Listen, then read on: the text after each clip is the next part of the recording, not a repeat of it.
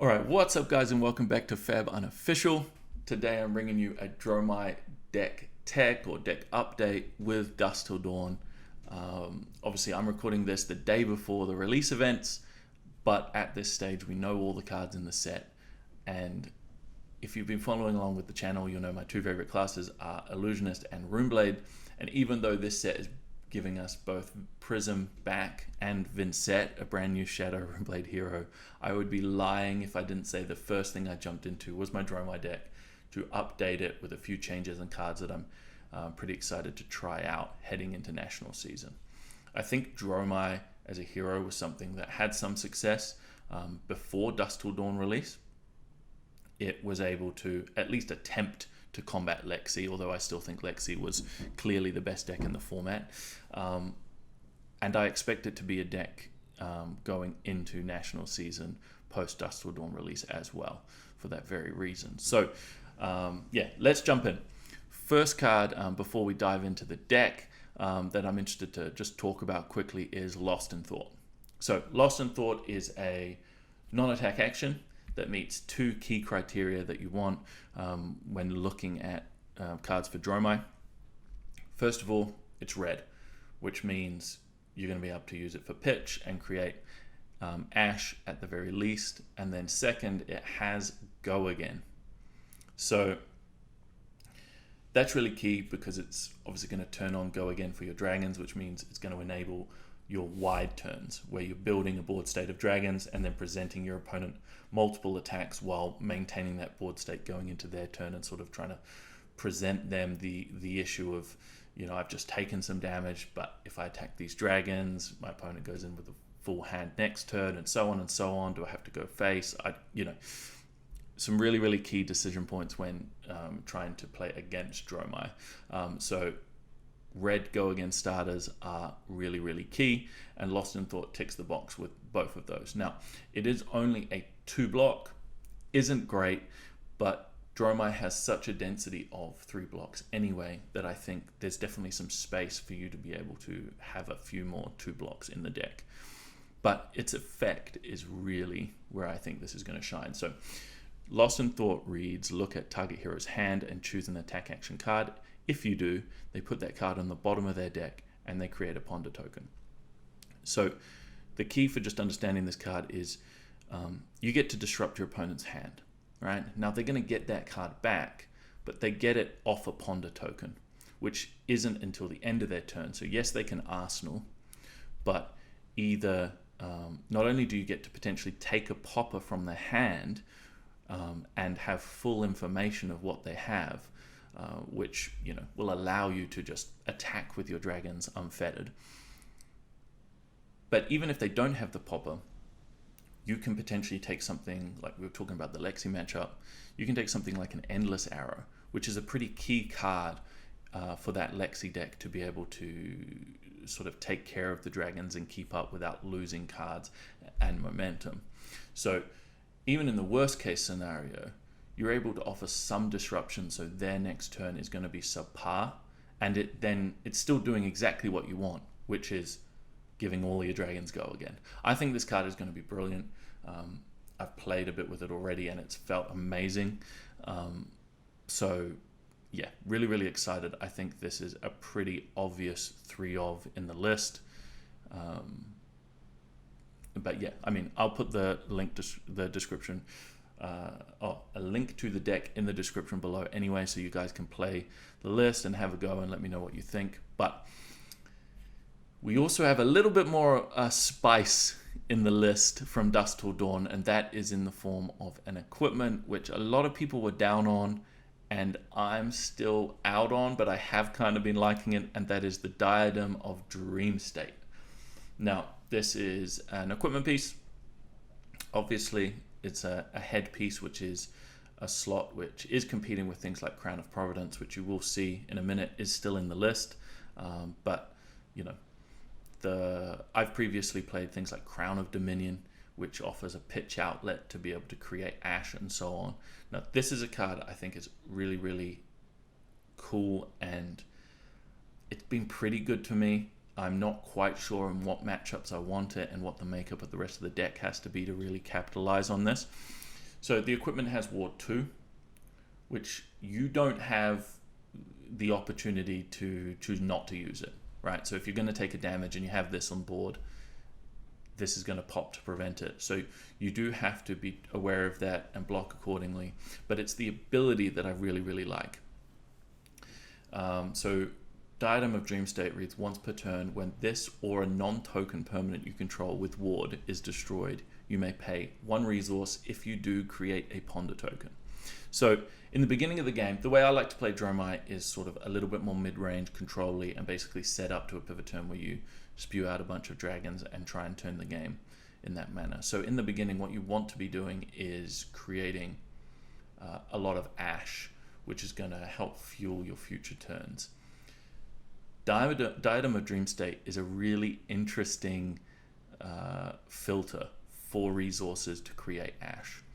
So obviously there's a few other bits and pieces in the deck which we'll talk about and get to, but in general that paying 1 resource is actually can be a benefit to you in this deck, right?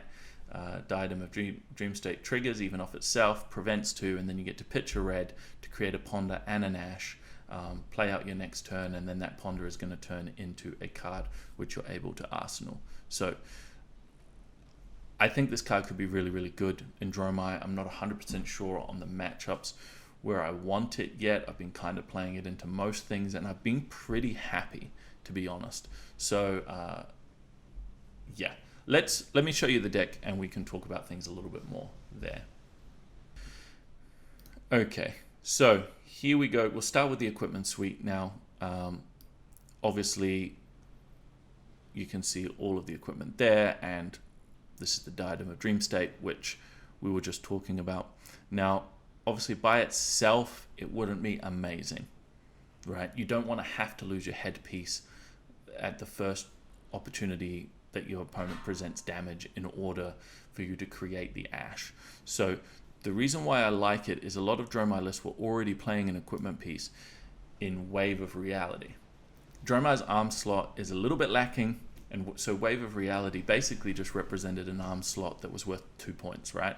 It warded 1 and then created a spectral shield which prevented another 1 damage. So it was really good at stopping certain breakpoints.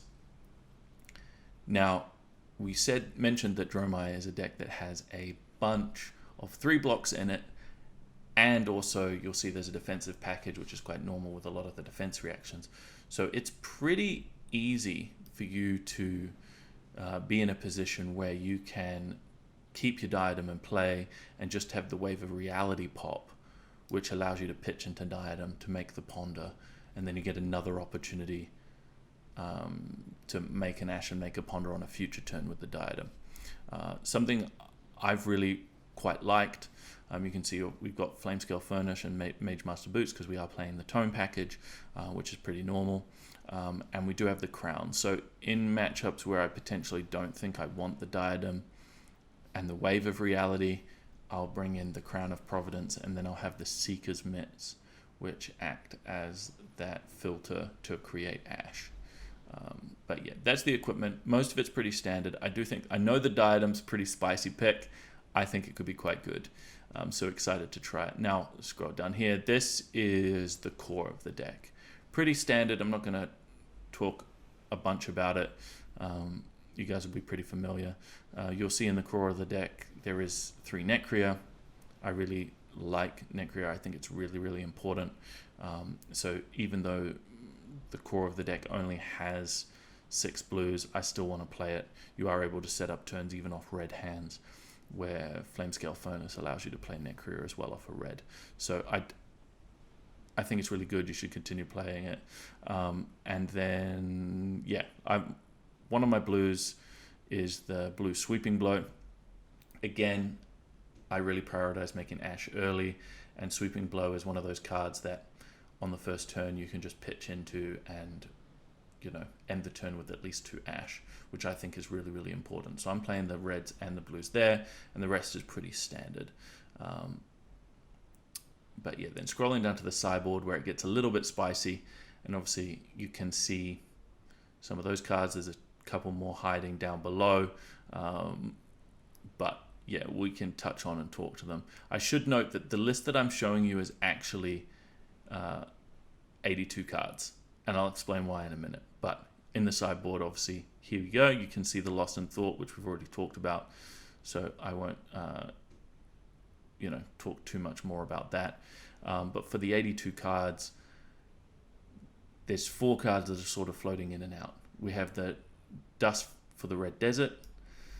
There's currently 2 in this list, but there could potentially only be 1.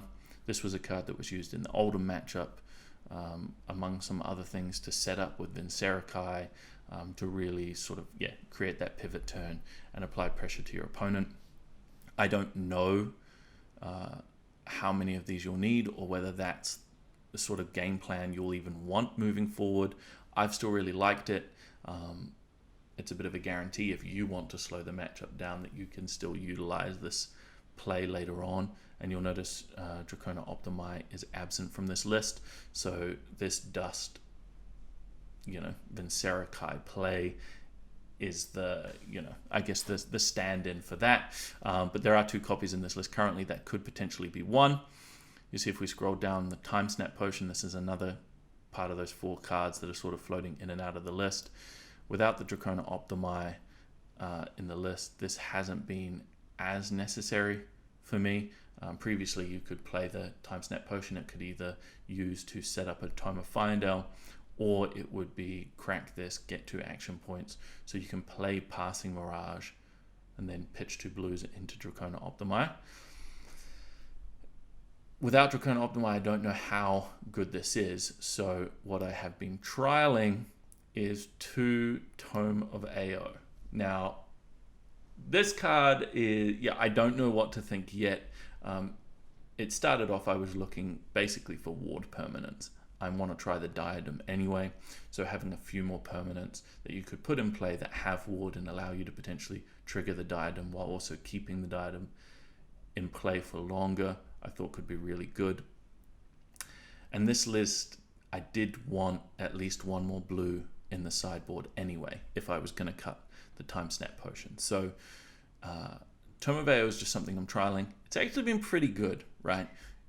Early on, you get to just pitch a red to play the Tome, you make an Ash, pass to your opponent's turn, and then they're kind of damned if they do, damned if they don't, right? If they present a 4 or a breakpoint, you're able to block 1 card, have the Tome pop, and then pitch into the Diadem to make the Ponder token, which means you're going to get the card on your turn anyway, and you've made an Ash.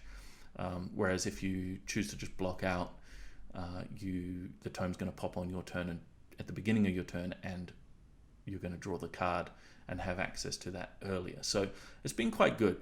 I don't like that it's another block 2, but I'm interested to try it out. It doesn't have Go Again, so not sure. But obviously with the release of a new set, it's all about trying new things, and this is that new thing. But as I mentioned, if Tome ends up not being a card that I want to be playing, then those 2 will get cut, and I will leave the Time Snap in, and we'll have 2 Dust of the Red Desert for now. Couple other things to note in the sideboard. Obviously, previously I've only played 3 poppers, and they were just the commands. But with Prism also being a thing, I've got the Nourishing Emptiness in the list as well. I'm not playing as many attack actions, so Nourishing Emptiness, when you're leaning more on the dragons, is actually just a really, really good card. It can just be 6 dominate and present the on-hit, which is really good. That's been my popper of choice, but if not Nourishing Emptiness, I'd potentially look at, the name escapes me, but the 6 power that you can, Down and Dirty, the one that you can block from your arsenal. It also has a little bit of use case into Lexi, because obviously if they codex, you can get that back, and then you're able to block with it as well, which can be useful. One thing I do want to talk about is, again, with Prism being a popular hero, regardless of if she's good, and the fact that I think Icelander could make a little bit of a comeback in the metagame, I've got 3 Invoke Thamai. I think this card will just cause issues for both of those heroes, and obviously it is the Kano stopper, right? We saw at the Battle Hardened recently, Kano make top 4. in the hands of Margin Bay, and Invoke Thamai is just like terrible for them. So I've got 3. I think it is the most effective sideboard card, even when it's spread across those 3, Prism, Icelander, and Kano, and you can have 3 cards in your list that just increase your win percentage in those matchups so greatly. I think it's a no-brainer. Previously I'd run 2. Currently I'm on 3 because I do think there is space. But yeah. Then you obviously have the traditional defense package and the Fate for Scenes, the Sand Covers, and the Sink Belows. Please note, because I did fall for this one game where I made the mistake, is the Diadem does say non-token permanence. So I did win a game because I misread the card and I sand covered an ash and then made the ponder from the ash popping because of the Diadem. That's not how it works. But yeah, this is the list. As I said, I've put the link for the deck down below. Feel free to check it out. And yeah, let me know how you go. It's a work in progress, but this is definitely something that I'm super keen to continue to sort of sculpt and try out for national season. So yeah, until next time, guys, catch you later.